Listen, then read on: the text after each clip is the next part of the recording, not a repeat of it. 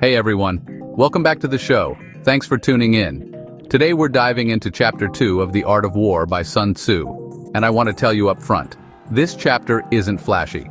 It's not about ambushes, or sword fights, or battlefield tricks. It's about something far more relevant to your life, especially if you work in a high-pressure environment.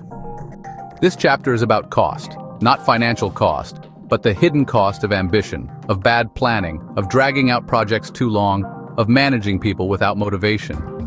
Let's break this down. Have you ever been on a project that just wouldn't end? It started strong.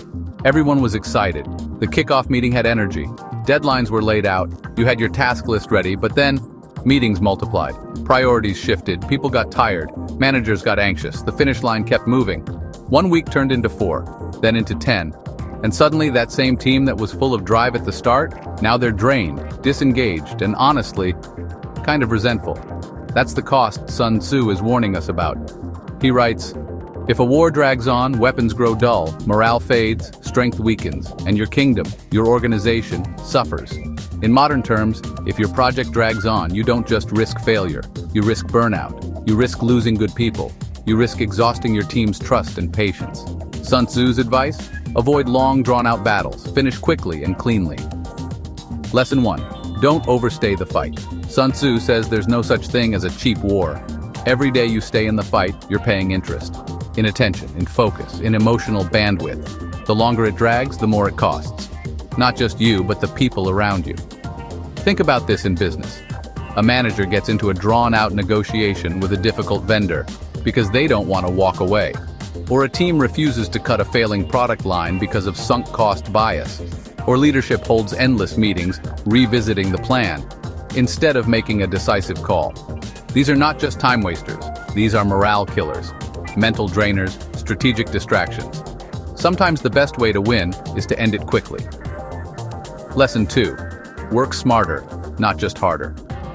One of my favorite lines from this chapter is this: "A single cartload of the enemy's supplies is worth 20 of your own." That's not just battlefield logistics. That's a masterclass in resourcefulness. In office life, it means stop reinventing the wheel. If someone on your team already built a solid template, use it. If another department cracked the same problem last year, learn from them. If a competitor exposed a flaw in the market, adjust your strategy accordingly. Leaders who insist on doing everything from scratch just to prove something, they're not warriors, they're wasteful.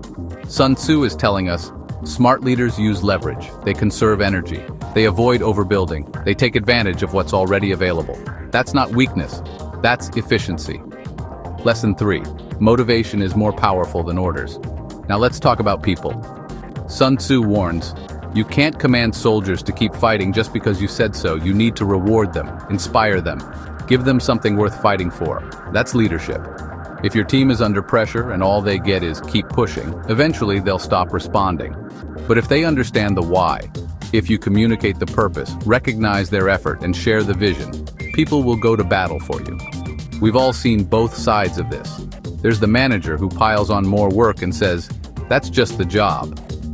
And then there's the one who takes 5 minutes to say, "I know this isn't easy, and I want you to know how much I appreciate you sticking with it." That second one, that's the leader who wins loyalty. Motivation doesn't come from pressure, it comes from connection. Lesson 4. Use every victory to grow stronger. At the end of the chapter, Sun Tzu says something brilliant. When you win, don't waste the moment. Use what you've gained, strengthen your position, prepare for what's next. In our context, if your team hits a big goal, don't just throw a pizza party and move on. Capture the lessons. Ask, what worked? What can we repeat? Who showed leadership potential? What process got smoother? And most importantly, what tools or systems did we create that we can reuse? Every success contains a blueprint for the next one. Don't leave that blueprint on the table. Let's recap. Long projects, like long wars, wear people down. Don't let them drag. Don't burn resources just to feel busy. Use what's already available. Don't rely on authority to lead people. Use purpose and recognition. And when you win, don't stop. Build on it. Learn from it. Multiply the value.